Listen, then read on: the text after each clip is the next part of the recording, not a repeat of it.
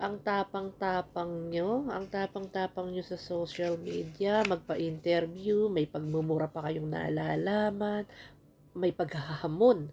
Puro po sila paghahamon, di ba? Hamon ng hamon kay PBBM. Pero pagdating po ng investigasyon, lahat sila tiklop. Si Sarah tumitiklop, iwas ng iwas, travel ng travel, o di ba? Hindi yan nagpapaliwanag. O ito rin yung kuya niya, o katapang-tapang, o tiklop din pagdating ng investigasyon. Meron pang kakaharapin ito. Ito pa yung kakaharapin ito, 36 billion na kinasasangkutan niya. Katatapang, no? Yan ang sinasabi natin eh.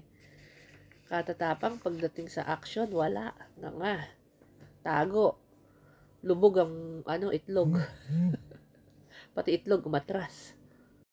Nakakahiya kayo sa mga DDS nyo. Sa mga supporters ninyo. Puro kayo tago.